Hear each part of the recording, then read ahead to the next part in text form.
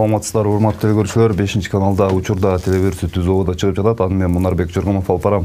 Биз бүгүн эпидемиянын экономикага тийгизген таасири деген теманын тегерегинде сөз кылабыз. Биздин студияда коноктор бар. Экономика министринин орун басары Бекболот Алиев мырза. Бекболот мырза, саламатсызбы? Саламатсыздар. Студияга кош келипсиз. Ошондой эле экономика илимдеринин доктору профессор Айылчы Сарыбаев агай биздин коңшу студияда.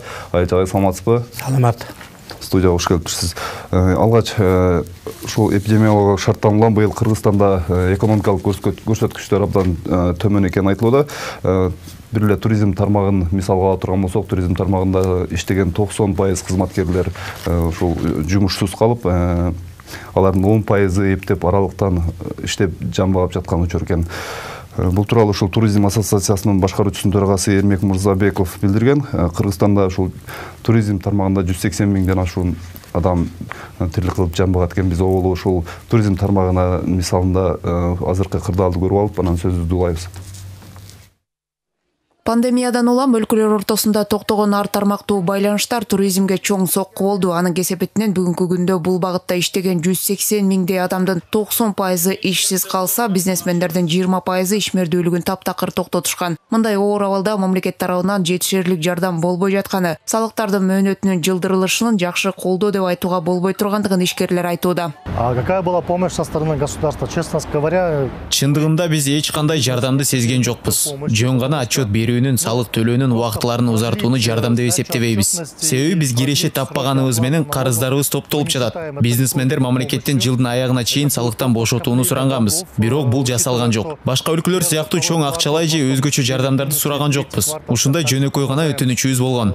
Учурда ишкерлер өз арабасын өздөрү тартууга аргасыз экендигин Мырзабеков кошумчалады. Ал эми өкмөт артка кеткен экономиканы оор абалдан чыгаруу үчүн бизнести колдоо катары жеңилдетилген насыяларды берүүдө. Бирок муну менен кырдаал жеңилдечүүдө эмес, эми топтолуп калган карыздарды кечүү боюнча маселе каралып жатыптыр. Туризм тармагындагы жалпы эле экономика тармагындагы экономикалык секторда кызмат жүргүзүп келе жаткан биздин ишмердүүлүктүн субъекттерин, мындайча айтканда, субъекттерине жардам берүү үчүн өкмөт тарабынан кечээ эле жакында эле мына кандай десем эми ушу пенияларды, штрафтарды топтолуп калганчы салык жагынан, ошолорду реструктуризациялоо боюнча мыйзам кабыл алынды, мына баарыңыздар билесиздер 25-июнда. Андан сырткары мына 2020-жылга карата стабилдүүлүктү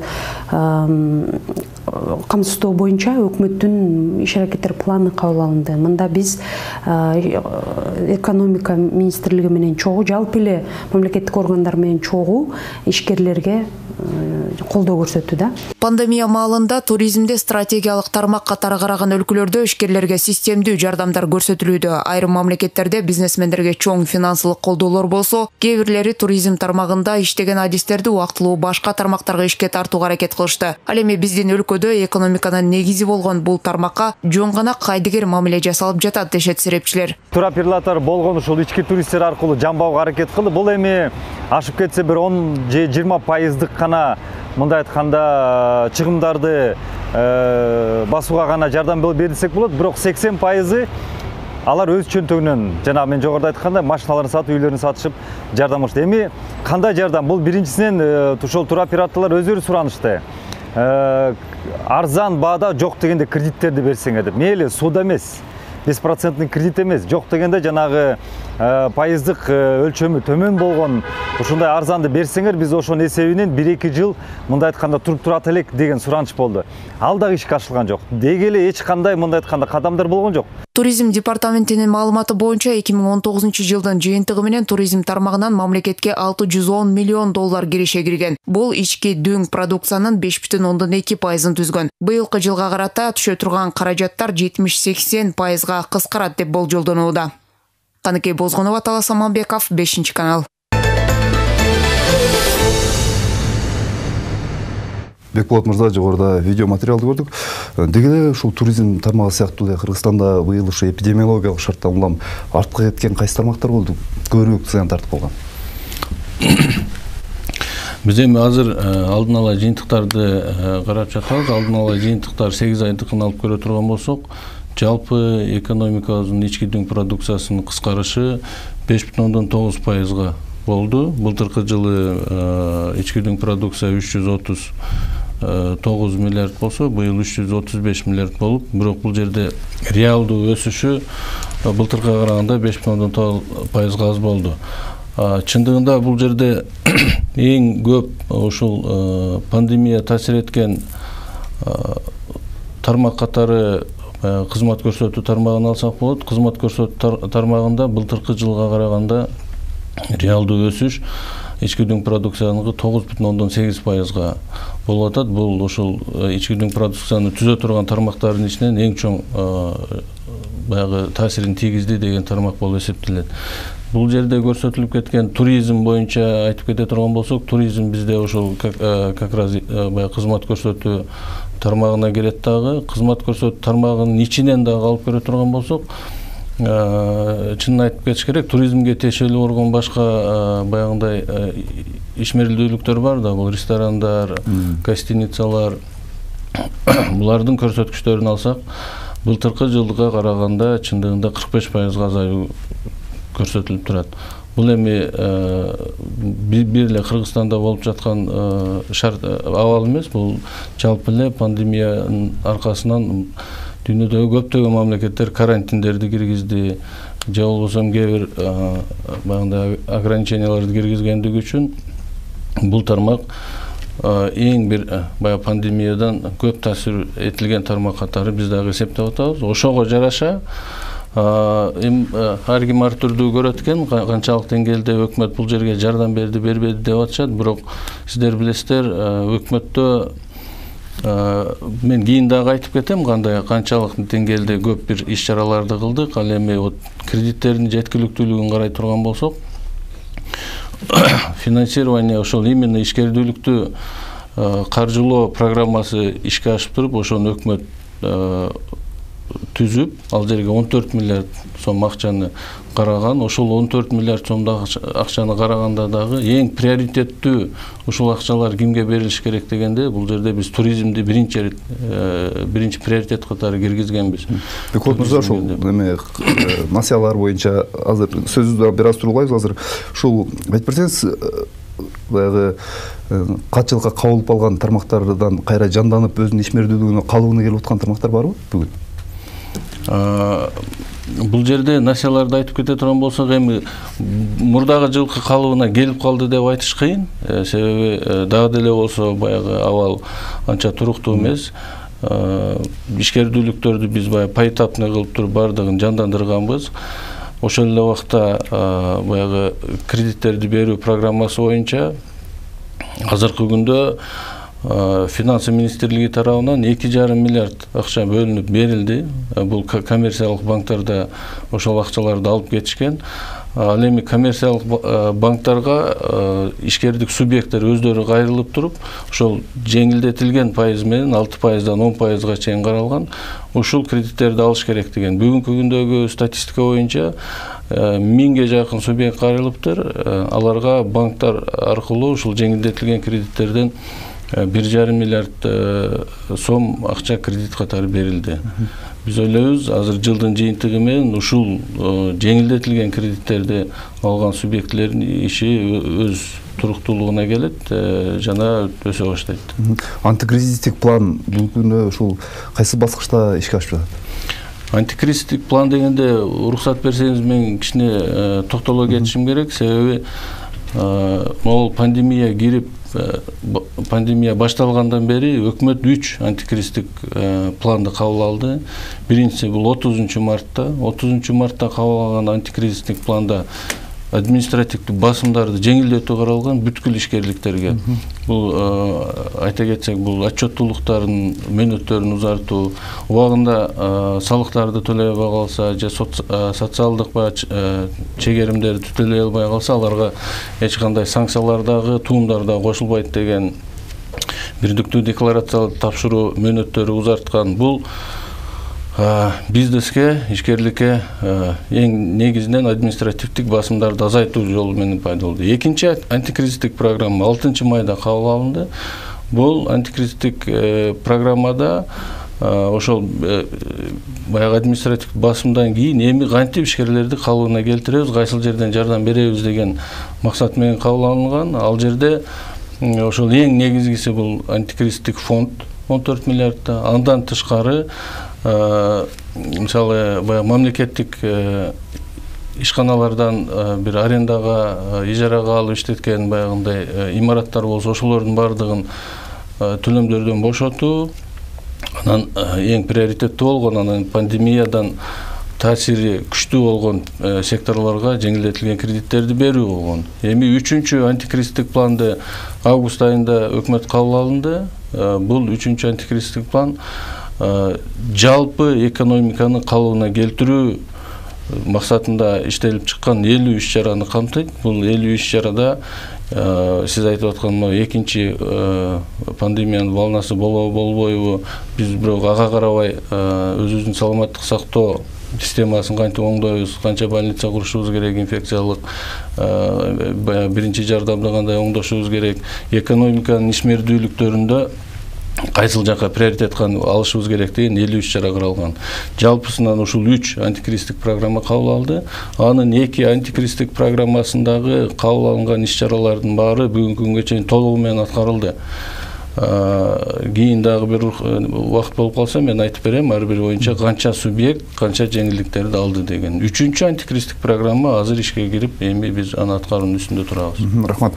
Мен коңшу студиядагы Айылчы Сарбаев мырзага ушул суроо менен кайрылгым келип турат. Айылчы агай, айтып берсеңиз, ушул эпидемиологиялык шартта экономикага түшкөн жүк, андан ушул Кыргыз өкмөтүнүн ага каршы аракеттери бүгүн көрүнүп жатабы? Бұл эми эпидемия тилекке каршы бардык дүйнө жүзүндө бардык өлкөлөргө келген бир өзүнчө каргаша болду. Бул айттырбай келген каргаша болуп калды. Буга бир дагы өлкө даяр эмес экен. Бардык өлкөлөрдө ар кайсы деңгээлде бир кризистер болду. Кээ бирөө жеңил өттү, кээ бирөө оор өттү. Ушул күндө дагы өтө албай аткандар бар. Ал эми Кыргызстандын өзгөчөлүгү ушул экен. Элибиздин көпчүлүгү айыл жергесинде жашап, ошо жазында дагы айттык эле, ушул эле студияда берүүдө айттык эле, биз үчүн, биздин эл үчүн биринчи боорукий этап, пандемиянын биринчи этабы өтсө, буюрса, айыл чарба продуктчулары бышып жетилип калат, мал сал семирет дегендей, эгин тегин бышат. Ошол мезгилге карата кыргыздар бөлөк республикаларга, бөлөк өлкөлөргө караганда алда канча жеңилирээк болот деп, чындыгында ошондой эле болду. Анан дагы бир нерсени эске алсак, биз 90-жылдан бери болгон оокатыбыздын баары, мамлекеттик оокатыбыздын баардыгын жеке менчикке өткөрүп бергенбиз. Ал эми кыргызда бир жакшы сөз бар: атадан алты болсаң, алты өлүм ар башка дейт. Бардык адамдардын жеке менчиги болгондон кийин алар ар кимиси өзүнчө аракет кылыш керек. Рыноктун шарты, мыйзамы ушундай. Ар кимиси өзү алдын ала оокатын кылууга, эгерде келечекте кандайдыр бир риск болуп калса, кризистер болуп калса, андан кандай чыгам деген бир маселелерди өздөрү чечиш керек да. Тилекке каршы мына бизде ушундай уюштуруу иштери жерлерде начар экени көрүндү.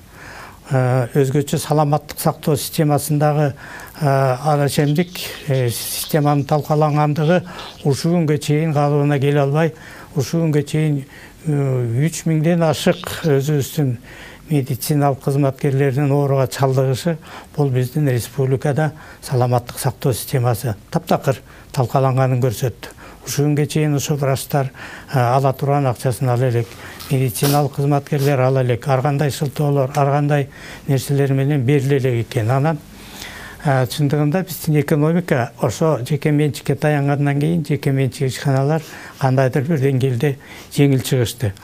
Мамлекетти жардам бер, анан кредит бер, анан салыктан бошот дей беришет экен. Мен таң калам да, макул.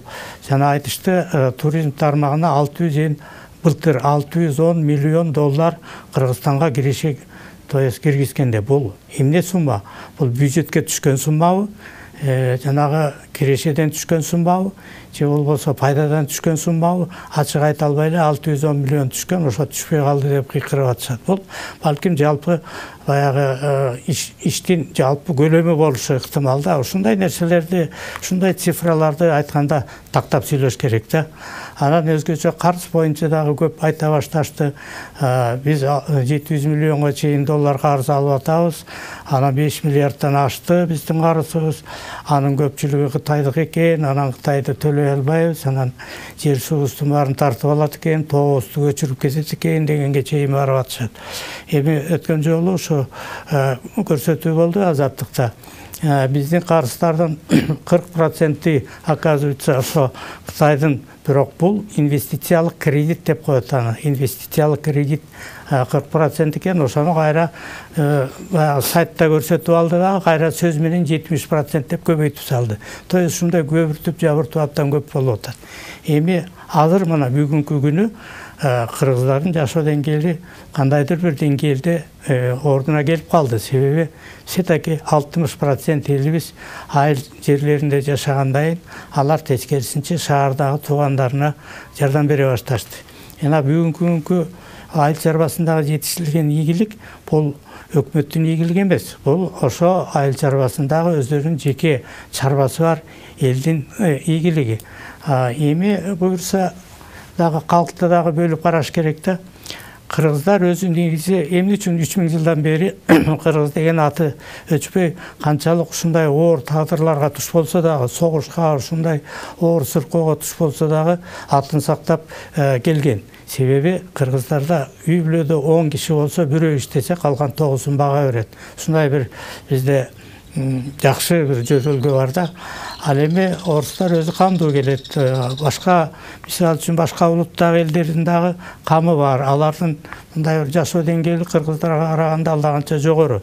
Демек, азыр бүгүнкү күнү биз жалаң эле туризм анан келбей калды деп кыйкыра бербей, чачты жулуп, көйнөктү айырып, кыйкырып өкүрө бербей, тескерисинче азыр бүгүнкү келип аткан элдин башына түшкөн могуреке оор азапты туура мындай кабыл алып, ошого туура бир кам көрүп, азыркы келе аткан экинчи этап бул жөн эле коронавирус эмес, бул уже күздө келе турган оор сыркоонун көбөйүшү, анын аркасы менен коронавирустун кайра көбөйүшү мүмкүн болушу ыктымал.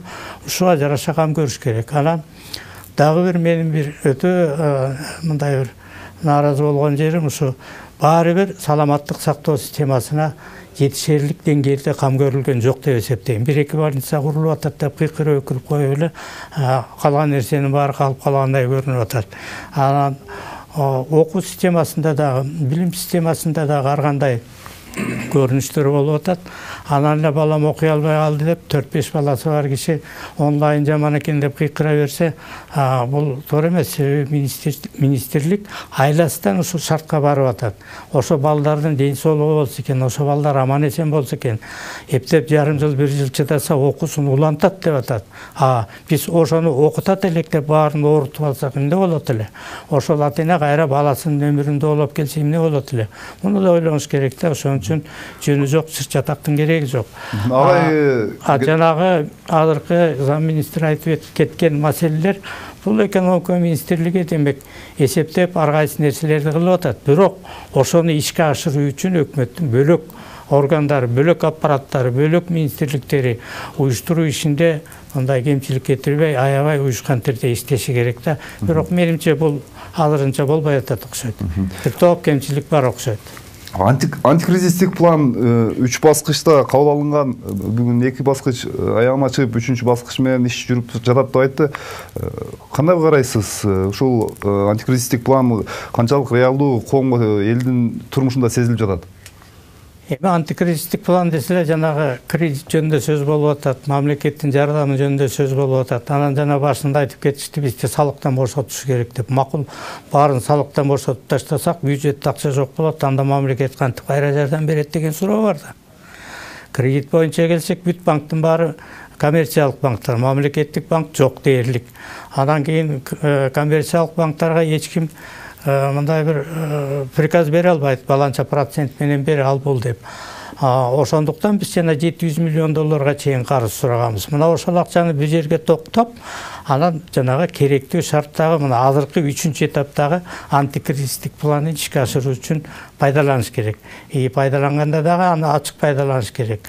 Көп убакыт айтып коюп атышат, муну айлык кылып бердик, антип коюп бердик, мынтип бердик деп. Бирок действительно азыркы этабы мурунку этаптан күчтүү болсо, эгерде оору сыркоонун этабы күчтүү болсо, анда биз дагы карыз суроого аргасыз болобуз да. Ошон үчүн эми бүгүнкү күндөгү өкмөттүн ишине, мисалы үчүн мен эчтекесин көрө элекмин, мындай бир телевизордон такай мага окшоп эле чыгып алып лекция окуп атышат, мага окшоп чыгып алып ар кандай нерселерди айтып атышат, бирок реалдуу эчтеке көргөн жокпуз. Себеби мына Кытай тарап жабылды, Кытайдан келе турган продукциянын баардыгы кымбаттады. Казакстан башка өлкөлөр менен соода саттыгыбыз дээрлик токтоду. Ушундайлап алып ошол эле Казакстанда, Россияда болуп атат. Демек биз өз күчүбүзгө гана ишенишибиз керек. Биздин республикада мындай мүмкүнчүлүк бар. Өзүбүздүн ички рынокту импорттун азайтып, өзүбүздүн азык-түлүк менен толтурушубуз керек. Бүгүнкү күнү мына этти экспорттоп атышып, эт кымбаттап кетти. Эт аябай кымбаттап кетти, сүт азыктары да кымбаттап кетип атат. Ушуга окшогон маселени бир жанагы антимонопольный комитет караш керек. Тескерисинче ушу сыртка кетип аткан продукцияны балким өзүбүздүн рыноктун ичине кармап калууга, сактоого аракет кылыш керек. Себеби кыш келе атат, жаз келе атат, кандай оор күндөр келе атат, аны биз азыр ачык айта албайбыз. Рахмат. Бекболот мырза, ушул быйыл доллардын куну да ушу курдалга жараша аябай өзгөрүп кетти. Улуттук банк 3 жолу ошо интервенция жасап, 13 жолу кеңече 286 миллион доллар сатыптыр. Ушул доллардын кунунун өзгөрүшү дагы экономикага бир сокку болду. Албетте, доллардын кунунун өсүшү же өзгөрүшү бул экономика өзүнүн таасирин берип турат. Эгерде биз өзү кабыл алганбыз, баягы акча кредиттик саясатта биздин сомдун куну эркин жүгүртүүдөн пайда болот деп, бирок ошол эле убакта эркин жүгүртүүдөгү баягы рыноктук механизмдер менен кээде ошондой кылып туруп баягындай резкий скачоктордон кармап туруш керек. Эгерде чындыгын алганда улуттук валютанын кескин түрдө күчөп кетиши, ал биздин продукциянын конкуренттүүлүгүн жокундай азайта баштайт. Эми кескин түрдө өсүп кете турган болсо, анда бул сырттан келген мигранттардын валютанын баягы тоже таасирин тийгизип коюшу мүмкүн да. Экономикада албетте таасир бар, бирок мен ушул жерде кичине комментарий берип кетсем, уруксат берсеңиз. Баягы видеороликте да көрдүк, байкебиз дагы айтып калды, көп баягындай көрүнүктүү иштер болбойт деп. Мен цифраларга токтоп кетейин. Антикризистик программада 983 субъект кайрылып, 1,5 миллиард жеңилдетилген кредит алынды. Национальный банк, улуттук банктын баягы өздөрүнүн тиешелүү рекомендациялары аркылуу коммерциялык банктар бүгүнкү күнгө чейин 132 000 кредитке реструктуризация кылып беришти ишкерлерге. Жалпы суммасы 77 миллиардка. Мамлекеттик мүлк фондунда ошол ижарага алып иштетилип аткан помещениялардан 332 субъект азыр ижара акысынан бошотулду. 165 000 субъект біз анализ кылып чыксак, баягы бирдиктүү декларациялар тапшырыш керек эле. Азыркы күндө 165 000 субъект өкмөттүн кабыл алган чарасына ылайык азыр тапшырбай, кийинкиге ошол өзүнүн укугун пайдаланды. Отчеттор боюнча 509 000 субъект бар, ишкерлик субъекттер. 509 000-дин 2800-ü бул ири субъекттер, калганы баягы орто жана чакан субъекттер болуп эсептелет. Ошол субъектилердин жалпы укук берилгенде баарына берилди. Силер отчетторду кийин тапшыргыла, туумдар болбойт, санкциялар болбойт деп. Ошонун ичинен дагы чоң кандайдыр бир көптөгөн субъекттер бул менен макул, то есть ушул укугун колдонушуп, отчетторду тапшырбай, туумдар санкциялар колдонулган жок да. Азыркы күндө анализ карап көрсөк, былтыркы жылга караганда ошол туумду санкцияны колдоно турган 1 миллиард 600 миллион салык карыздары бар экен. Ошол карыздарга туумдарда санкцияларда болбоду. Андан тышкары ошол карыздарды 1 жылга чейин мөөнөтүн узартып төлөөгө дагы уруксат берилген өкмөт тарабынан. Мындан дагы жакшыраак биз баягы экономикада ишмердүүлүктө бир кандайдыр бир зыян келип калган ишкерлерди эске алып, ал эмес жалпы экономиканы мындай туруктуу жолго барыш үчүн Жогорку Кеңеш аркылуу Жогорку Кеңеш бизге мыйзам кабыл алып берди. Ушул салыктык, бажылык, социалдык төлөмдөрдүн карыздарын реструктуризалоо боюнча ал жерде жакшы шарттар каралган. Эгерде жалпы карызыңын негизги карызыңын 100% төлөсөң, туумдардын санкцияларын баарын жоюп коюу дегенде, бул укук 2021 жылдын 1-июлуна чейин болот. Ал эми 2021 жылдын аягына чейин эгерде субъект төлөй турган болсо, анда 50% бүт жоюлат. Мындан тышкары баягы эми пандемия баарын эле зыянын келтирди, биздин чек аралар жабылды, жүк ташуулар токтоп калды. Ошол убакта биз да жөн отурганыбыз жок, өзүбүздүн партнерлор менен коңшу өлкөлөр менен сүйлөшүүлөр жүргүзүп, тез эле убакыттын аралыгында ИАЭС алкагында жүк ташуучу машиналардын жүгүртүмүн тоскоолдуксуз өткөзө турган чечимдерге келгенбиз. Башка коңшу мамлекеттер менен ар бир чек ара постунда алгоритм түзүптүрүп, аларды ачтык. Бүгүнкү күндө бардыгы ачылган. Эң негизги калкка керектүү товарлар боюнча алгач эле биринчиден ошол калкка эң керектүү товарлардын тизмесин бекитип туруп, 21 товардан ошол товарларды сыртка чыгарууну токтотконбуз.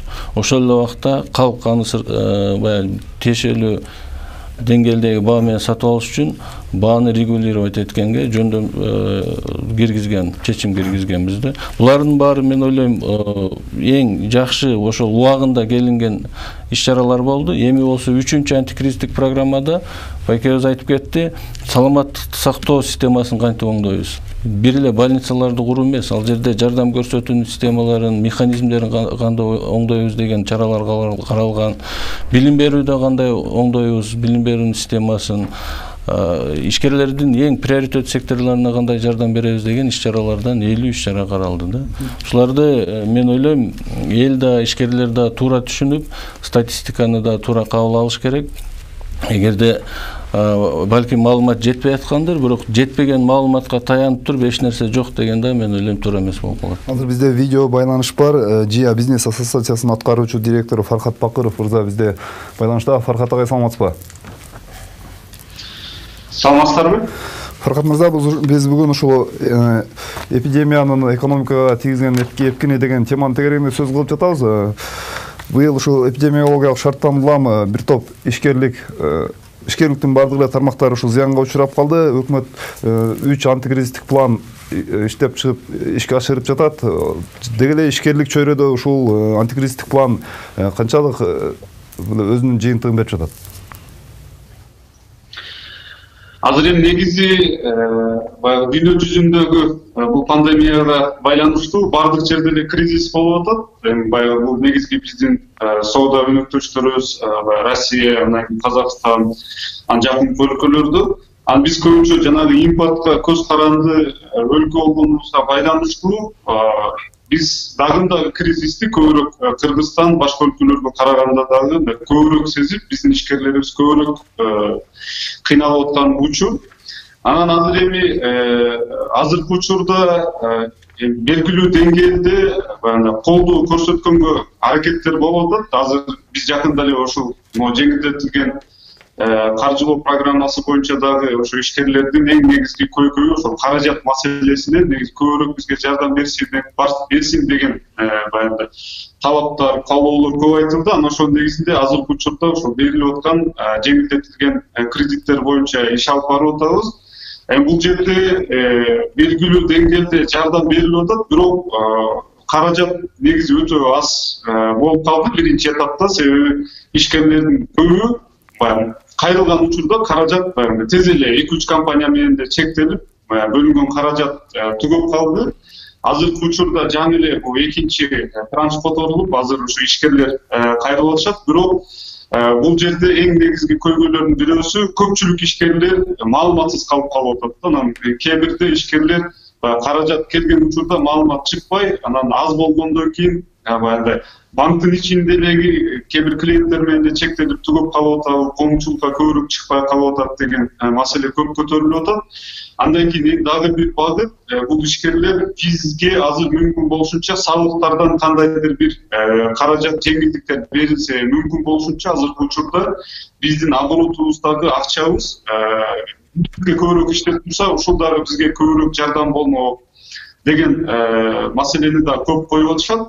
Анан экинчи бир багыт бул азыр чектөөлөр боюнча эми негизи бул пандемия бизге же адамдын ден соолугу же экономика деген абалды дагы так коюп, мисалы бүгүн эле массалык маалымат каражаттарында көрүп атабыз. Мисалы тамак аш тармагында иштеген ресторан, кафе жана банкеттик залдардын өкүлдөрү дагы неге бизге уруксат берилбейт, бирок ошол эле базарлар, ошол эле шайлоо учурунда үгүт компаниялар толук жүрүп жатат.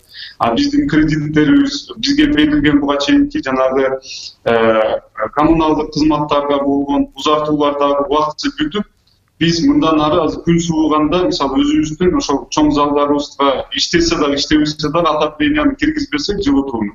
Мисалы кышында биз көп өзүбүздүн жанагы жоготууларга алып келебиз, мындан ары абалыбыз кандай болот деген жерде дагы кээде мындай түшүнүксүз абалдар болуп калып атат. Ошол нерселердин дагы азыркы учурда эң негизгиси өкмөттүн мүчөлөрү бизнеске дагы да жакыныраак болуп, дагы да ачык болуш керек болуп атат. Бул жерде бир ушул жерде маселе көп болуп калып атат. Азыр мисалы курулуш тармагын ала турган болсок, көп өлкөлөр курулуш тармагы, анан инфраструктуралык долбоорлорго көбүрөөк басым жасап атат. Себеби чоң секторлор өзүнүн артынан мисалы бир топ секторлорду тартып кетет. Бизде болсо бүгүнкү күндө мисалы курулуш тармагында азыр бир 70-80ге жакын даяр проекттер өз ишин баштай албай жатат. Себеби мисалы элементардуу түрдө Бишкек шаар мэриясынын алдындагы курулуш тармагында өзүнчө кеңеш бар. Бул кеңеш жылдын башынан бери чогулган эмес. Көп документтер кээде ошондой элементардуу эле бизде кээ бир органдардын түшүнүксүз бир баягындай немесине байланыштуу иштей турган секторлорубузда иштебей калып атат. Бул маселе боюнча биз кайрылып атабыз, бирок эмнегедир экономикага кээ бир өкмөттүн мүчөлөрүнөн же ошол эле муниципалдык органдардан түшүнүксүз эмелер да көп болуп атат. Азыр мисалы ошол 100 документтин ичинен бизде ошо чет өлкөдөн тартып келген инвесторлор дагы биз эми 6 ай күттүк, 7 ай күттүк, элементардуу түрдө бир структурадан эле уруксат ала албай жатса деп кайра акчасын чыгарып берип аткан учурлар дагы бизде өтө көп ушундай көрүнүштөр бар. Фаргат мырза, рахмат байланышка чыкканыңыз үчүн. Рахмат, ыраазычылык билдиребиз. Бекболот мырза, ушул өкмөт координациялык, сиздер министрлик координациялык жумуштар жүргүзөбү, ушу түшүндүрүү, маалымат иштери? Алгач айтып кетиш керек, ар бир антикризистик план, антикризистик программа бул бир эле министрлик өзү отуруп алып эле жазбайт муну. Бүткүл тиешелүү болгон мамлекеттик органдар, муниципалдык органдар менен биргеликте, андан кийин экономика министри баягы ишкерлерди саясатын жүргүзгөн үчүн биз ар бир антикризистик планды ишкердик ассоциациялар менен биргеликте алардын сунуштарын дагы алып, ошо менен биргеликте иштеп чыкканбыз. Маалымат боюнча моюнга алыш керек, чындыгында маалымат кээ бир жерлерде жетпей калышы мүмкүн. Бул боюнча дагы биз өзүбүздө пландарды иштеп чыгып, медиа планды ар бир антикризистик планда көрүлгөн иш-чаралар боюнча эмне иш аткарылып атат, эмне кайчан кайсыл транспарат, ошону биз маалымат катары видеоконференция связь аркылуу баягы жергиликтүү жердеги баягы өкмөттүн өкүлчүлүктөрү менен сүйлөшүп, алардан суранабыз, жеткизип тургула деп өзүбүздүн сайттарда беребиз. Анан могу сиздерге окшоп ар түрдүү массалык маалымат каражаттарына интервьюларды берип турабыз. Балким мындан да нары ошол маалыматты калкка, ишкерлерге жеткирүүнүн механизмдерин ойлоп, көбүрөөк маалымат, тезирээк маалымат жеткирүүнү ойлонуштурабыз го. Анан азыр айтып кетти, баягы мамлекеттик органдар, көбүнчө ишкерлер чындыгында мамлекеттик органдардын баягы кандайдыр бир билинер билинбес өзүнүн функциясын аткарып аткандагы кээ бир иш чараларды созуп коюп аткандан же болбосо 2-3 мамлекеттик органдын ортосунда болуп аткан иш чаралар баягы биринен бирине түрткү болуп туруп ишкерди кыйнап коюп аткан убактарды эске алып туруп, экинчи антикризистик пландын иштеп чыгуу алкагында биз министрлик катары ушундай бир механизмди сунуштадык. Бул кураторлук кылуу дегенчи, ар бир ишканага кураторлук кылуу деп. Азыркы алгач биринчи этабында 30га жакын эң ири деген проблемасы бар ишканаларды алып туруп, ар бир ишканага өкмөттүн мүчөсү же болбосо мамлекеттик органдын биринчи жетекчисин байлап берди. Ошол жетекчи бир эле өзүнүн министрлигинин алкагында эмес, ошол ишкерге кайсыл ведомстводан, кайсыл мамлекеттик органдан же муниципалдык органдан эмне маселеси чечилбей атат. Ал уруксат кагазы болобу, электроснабжение керекпи, башка керекпи, ошону министр жеке мойнуна алып туруп жетекчи ошол ишканага чечип бере турган бир механизмди ойлоп, азыр ишке киргизип, ар бир министрлик жума сайын ошол ишканалардын үстүнөн иштеп атат азыр. Ошо инвесторлор менен иштеген ишканаларга бир артыкчылык мамиле барбы же? Азыр айтып жатат да, ушул инвесторлор, келген инвесторлор да ушул баягы айрым тоскоолдуктардан улам кетип калган учурлар. Эми инвестор дегенде биз билишибиз керек, бул бир гана чет жактан келген инвестор эмес, бул өзүбүздүн инвесторлорго деле ошондой мамиле болуш керек. Ар бир инвесторго максималдуу түрдө ыңгайлуу шарт түзүп бере турган мамиле болуш керек. Биз ошонун алкагында инвестициялык закондорго дагы ыңгайлуу шарттарды киргизип неме кылып атабыз. Анан баягы кураторство деген нерсе бул инвесторду айтып атпайбы, 3 ай күтөт, 5 ай күтөт, кээ бир уруксат кагаздарын ала албай кетип калып атат деп. Инвесторго эң негизгиси шарт, анан убакыт. Ушул шарт жана убакытты мамлекеттик органдардан эмне талап кылынса, ошону тез арада өз убагында чечип бере турган кылып туруп, кураторлорду киргизип койдук. Рахмат, азыр Айылчы агайдан сурайын деп жатам. Айылчы агай, айтсаңыз, ушул пандемия башталгандан бери ушул январь-февраль айларында эле ушул дүйнөдө ушундай абал башталганы белгилүү болгон болчу. Кыргыз өкмөтү ушул андан берки убакытты канчалык натыйжалуу пайдаланды? Эми баягы шартка жараша колунан келишинче аракет кылды, бирок ошо колунан келишинче деген албек алдына жараша болуп калды. То есть өкмөттүн өзүнүн чабалдыгы, ишти уюштура албагандыгы ушу начар жыйынтык берип калды деп айтыш керек да. Эгерде күчтүү өкмөт, күчтүү уюштуу иштери башынан эле мурун эле болсо, анда албетте биз мындан да жеңил чыкмакпыз. Эми Бекболот мырза деле болгон цифраларды жакшы эле айтты. Ал айткан цифралардын артында канчалаган аткарылбай калган иштер бар, ал айтылбай калды да. Анан анын үстүнө жана доллар жөнүндө айтылып атат, курсу боюнча ар кандай маселелер Фаркатта айтып кетти. Жанагы бизде тоскоолдуктар деп ал Фаркат ачык айта алган жок. Бизнесмен катары, сетаки бизнесмендер көп нерселерди айтпай ичинде алып калышат да. Эгерде ушул күнгө чейинки болуп келген бюрократия, болуп келген коррупциялык схемалар жоюлбаса, албетте Фаркат айткан проблемалар кала берет. Ал эми жанагы ар бир ошо ишкердин үстүнөн куратор койдук деген сөз күлкү келе турган нерсе да. Бул улам бирөөнүн үстүнөн бирөөнү чоң кое берсе, катмар болуп кете берет. Бул чоңдун үстүнөн бирөө, анын чоңдун үстүнөн бирөө болуп. Анан мен үчүн ал үчүндө түшүнүктүү нерсе, ар бир министрдин 15 байкоочусу бар. Жана аны жыл сайын тиги, то есть убагы келгенде улам алмаштырып турушат. Эми ошо байкоочулар асты кылып, эми кураторлорду койсо, бул куратор деген бул дагы бир түшүнүк бар. Көчөдө жаңадан бирөө мисалы үчүн кафе, ресторан же магазин же бир ишкана ачса, артынан бирөө келет. Милиция баягы укук коргоо органынан бирөө келет. Көчөдөгү өзөн эле бандиттерден бирөө келет. Экөө тең айтат, мен сенин кураторуңмун, сенин ишиңди мен алга жылдырууга жардам берем деп. Ушундай бир түшүнүк болуп калып атат да. Андыктан куратору жок эле, ошондой жана 15 байкоочусу жок эле. Просто бизде иш деген, ишкерлик деген эч ким тоскоол болбой турган деңгээлге жетиш керек. Жанагы конституцияны кабыл алгандан кийин анын ичине жүздөгөн, миңдеген ар кандай деңгээлдеги положениялерди, постановлениялерди, мыйзамдарды алып салыш керек.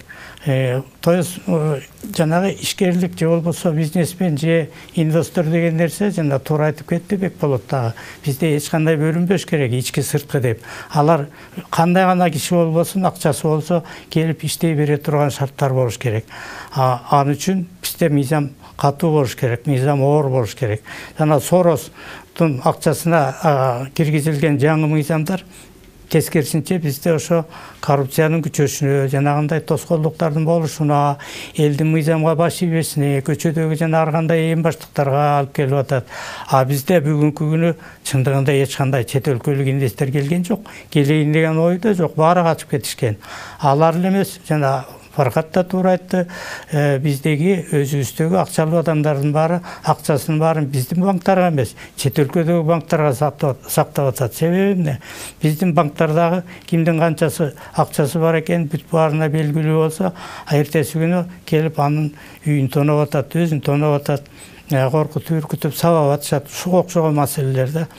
Ошон үчүн как раз ушу пандемия биздин республиканын ичиндеги болгон проблемаларды ачып көрсөттү. Эми өкмөттүн негизги кызматы азыркы келе турган өзгөчө, келе турган парламенттен келе турган өкмөттүн негизги кызматы ушу бүгүнкү күнгө чейин топтолуп калган проблемаларды чечүү болот. Алар үчүн эң кыйын мезгил туура келди. Албетте президент үчүн дагы азыркы иштеп аткан өкмөт үчүн дагы эң кыйын мезгил болду. Анан аларды критикалаш, аларды сындаш оңой. Алардын ордуна уюштуруу иштерин жүргүзүү, мындан ары алып кетүү, өнүктүрүү өтө кыйын нерсе. Андыктан эми бул маселе бүгүнкү күнү биз эч качан айта албайбыз 100% чечилди же 70-80% чечилди деп. Тескерисинче ушул күнгө чейин топтолуп келген проблемалар чечүүгө мүмкүнчүлүк бербей атат. Ошо проблемаларды чечиш үчүн көптөгөн нерселерди өзгөртүш керек. Анан адамдардын да психологиясы өзгөрүш керек. Адамдардын өздөрүнүн жеке менчиги болгондой, жашоосу өзүнүкү болгондой, ден соолугу өзүнүкү, өмүр өзүнүкү болгондой, өзүнү алдагы аракет кылыш керек. Кудайдын бир жакшы сөзү бар, сактансаң сактаармын деген. Демек, жалаң эле өкмөткө, жалаң эле министрликтерге андай өзүбүздүн өлүмтүгүбүздү тарта бербей, өзүбүздө аракет кылышыбыз керек. Элге мына ушул тарабынан маалымат менимче азыраак жетишип эле, баары тең эле кредит бер, баары тең эле жардам бер, баары тең эле акча бер, баары тең эле салыктан бошот, баары тең эле тигин пинт деп эле неметип коюшту да, мындай өздөрүнүн проблемасынын баарын өкмөткө артып коюшту. Андай болбойт. Тескерисинче демократиялык ыры нуктуу өлкөдө ар бир адам, ар бир ишкер, ар бир ошо кызматчы ошо маселени өзү ордунда чечүүгө аракет кылыш керек да. Анан эми бизде албетте оореки коррупция деген сөз мындай бир алып келип алып барып мугалимге такап коюп жүрүшүп, коррупция деген сөздү врачтарга такап коюп жүрүшүп, мына бүгүнкү күнү врачтын баркы билинип атат, бүгүнкү күнү мугалимдин баркы билинип атат. То есть билимсиз эл, караңгы эл эч качан өнүгө албайт. Караңгы билимсиз элде эч качан билимдүү медициналык кызматкерлер болбойт. Эгерде медициналык кызматкерлердин айлыгы төмөн болсо, жанагыдай жабдыктары, дары-дармеги жок болсо, анда элдин камын көрө албайт экен. Баары бирине бири байланыштуу. Ошон үчүн эми албетте биз өкмөткө сын айткандын ордуна азыр бүгүнкү күнү жардам берүүгө аракет кылышыбыз керек да. Рахмат. Куратор боюнча түшүндүрүп кетиңизчи. Элге мен түшүндүрүп кетейин. Рахмат чоң. Мен Байкенин айтканына жалпысынан кошулам. Чындыгында мамлекеттик органдар ишкерлерге өзүнүн жөнгө салуусун, кийлигишүүсүн минималдаштырыш керек. Бул укуктук ченемдик актарларды кабыл алуу, регламенттерди түздөө аркылуу кылына турган иштер, жалпысынан бул иштер кылынып атат. Ал эми кураторлор боюнча түшүнүк бул мындай. Бул жаңыдан бир башка адамды шайлоо эмес, башка жактан адам алып келүү эмес. Азыркы күндө иштеп жаткан жетекчиликтердин жоопкерчилигин көтөрүү максатында жалпы ишкерлерге эмес, бул экономикага эң бир таасирлүү деген бир 30 ишкананда жакшы иштеп аткан ишканасына эч качан куратор коюлбайт. проблемалары топтолуп, мамлекеттик органдардагы чечилбей калган бир нече проблемалар боло турган, ошол проблемаларды өз алдынча ошол ири ишканалар чече албай аткан гана ишканалар тандап, эң проблемалуу ошолорго ушул мамлекеттик органдар чечип бере албай турган маселелерди, чечпей жүргөн маселелерди чечесиң деген максатта министрликтердин ар бир ушу действующий азыркы күндө иштеп жаткан министрликтерге, жетекчилерге жоопкерчиликти кылып тапшыруу болду да. Бул жерде ал министр анын ишмердүүлүгүнө башкасына эч кийлигишкенге акысы жок да. Жалаң гана ошол көрсөткөн проблемалар болсо, ошонун мамлекеттик органдар менен байланышы ошону чечип бере турган механизм да бул. Ошону түшүндүрүп коеюн дедим. Рахмат, азыр бизде видео байланыш бар. Аялдар арасында ишкерликти өнүктүрүү фондунун директору Асел Кубанычбекова бизде байланышта. Асел айым, саламатсызбы? Саламатсызбы. Асел айым, ушул пандемиядан улам Кыргызстанда жалпы эле ишкерлер көбүрөөк зыян тартты. Ушул ишкерлер арасында ушул аял ишкерлердин бүгүнкү күндөгү абалы кандай? Саламатсызбы, дагы бир жолу. Мен аялдар арасында ишкерлик фондунун өкүлү боломун. Биз негизи күндө бүгүнкү күндө ишкерлердин жалпы эле абалы кыйын, орто турат. Ал эми айым ишкерлердики айтсак, андан оорураак. Анткени алардын астында дагы сырткары кыйынчылыктар бар көптөгөн. Мисалы биз ошо карантин убагы башталгандан бери бизде көптөгөн айымдар, көбүнчө айыл жашаган ишкер айымдар жазып башташты. Анткени алардын ошо үйүнө кириш алып келген иши бул кичи ишкерлик болчу да. Анан баардын иши токтоп калды деп бизге маалымат келип, анан кийин биз ошо айымдар менен айымдарга ошо өз убагында жардам берели деп электрондук коммерция, инновация, цифровой инструмент, сценарий инструменттери боюнча окутуу берип, азыр окутуп жатабыз. Ошо биз 7 областтан 210 айымга окутуу, онлайн окутуу организовать эттик. Анын алкагында ошо айымдарга сценарий инструменттер жөнүндө маалымат бердик. Бүгүн ушул аял ишкерлер эмне сурайт? Кандай колдоо керек? Бүгүнкү күндө эң биринчиден бул ушу негизи аялдык ишкерлердикке өзүнчө инвестиция кылыш керек. Инвестиция бул ошо билимге, маалыматка биринчи убакытта өз убагында маалымат берүү, билим берүү. Жана экинчиден болсо бул бүгүнкү күндө айымдардын абдан көптөгөн айымдар кредит алышканда, кичи кредит болобу, чоң кредит болобу, анан ал кредитти алар өз ишкерлиги менен жабышчу.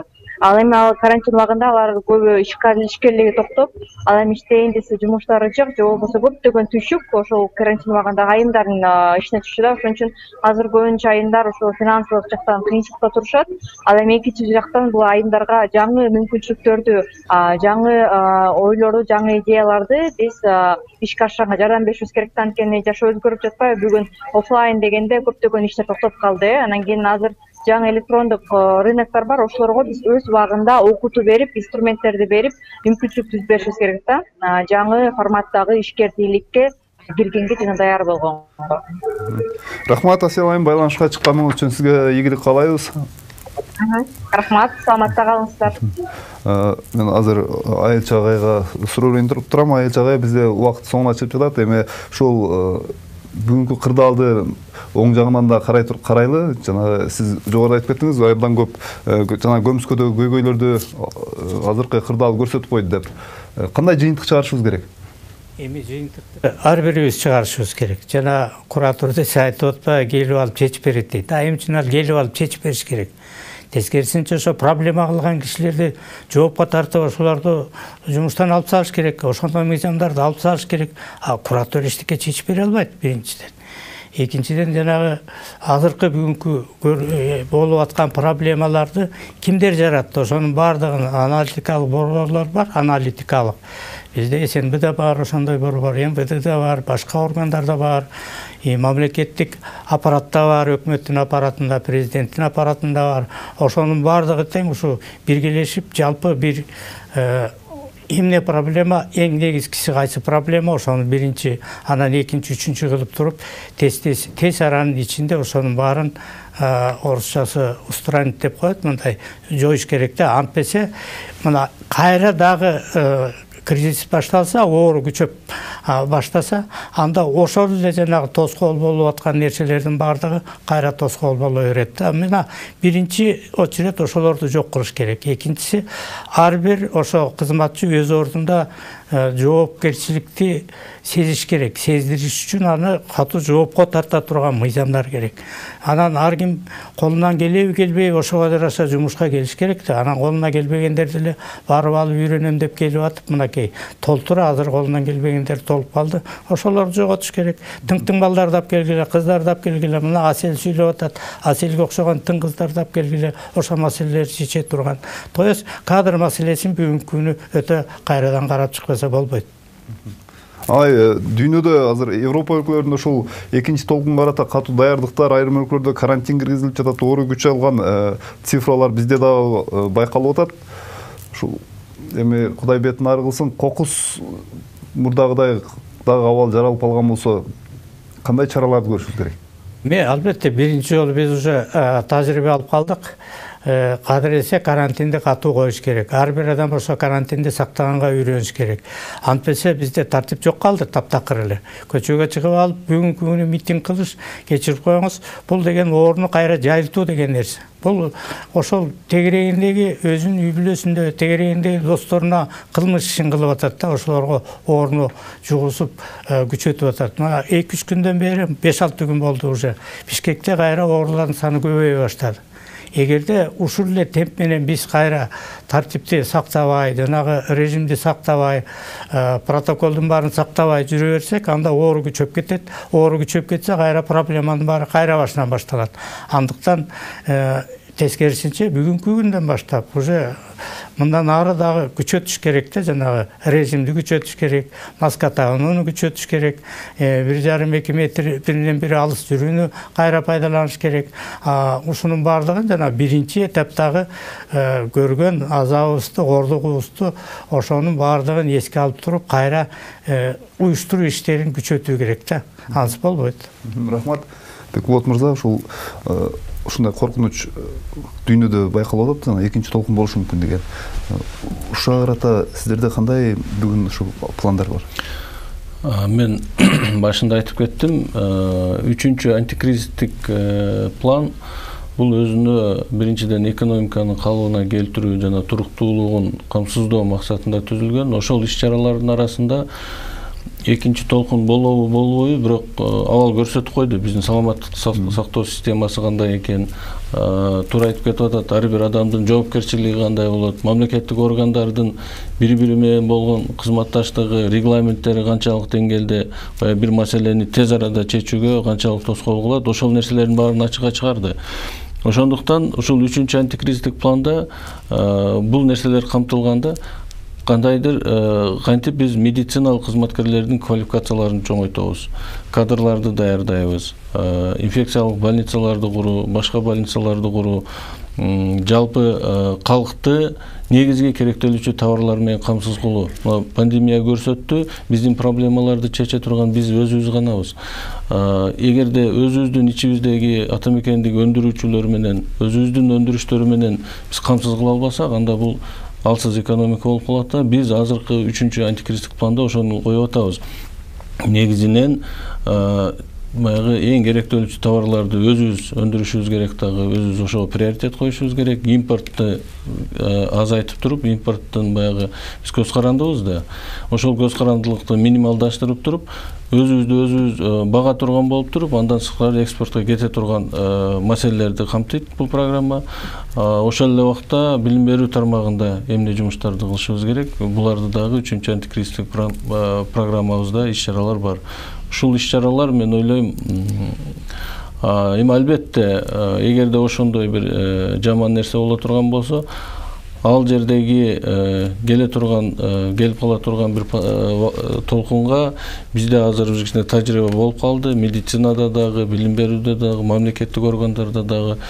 Мен ойлойм, ушул иш-чаралардын аткаруу тез арада бүтө турган болсо, ал жерде кыйла биз даярдык менен барып калабыз да бул нерсеге. Жогоруда ушу Паркат мырза айтып кетти, жана берилип аткан кредиттердин суммасы абдан аз болуп жетпей калып жатат депчи. Ушуну бир каражаттын суммасын дагы көбөйтүүгө мүмкүнчүлүк бар? мүмкүнчүлүк бар. Анан бул жерде эң негизгиси маалымат жетпей атат окшойт. Себеби мен айтып кеттим, Минфин финансы министрлиги тарабынан 2,5 миллиард бөлүнгөн, а субъекттер 1 миллиард 600 алган. То есть 900 миллион бар банктардачы. Эгерде ошону дагы ала турган болсо, финанс министрлиги дагы каражат тапканга аракет кылат. Буну эң негизгиси туура айтып кетти, маалыматты терең жеткирүүнүн үстүнөн иштешибиз керек экен, биз аны эске алабыз. Рахмат сизге, ден соолук ийгилик каалайм. Урматтуу көрүүчүлөр, 5-каналда сиздер учурда телебөрүүсүн көрдүңүздөр. Биз бүгүн ошол эпидемиянын экономикага тийген эпкине деген теманын тегерегинде сөз кылдык. Бизде студияда экономика министринин орун басары Бекболот Алиев мырза, ошондой эле экономика илимдеринин доктору профессор Айылчы Сарыбаев мырза бизде студияда конокто болду. Урматтуу коноктор, убакыт бөлгөнүңүз үчүн сиздерге ыраазычылык билдиребиз. Ишиңиздерге ийгилик каалайбыз. Биз болсо көрсөтүүбүздү жыйынтыктайбыз. Кайрадан эфир аркылуу амандашканча саламат болуңуздар.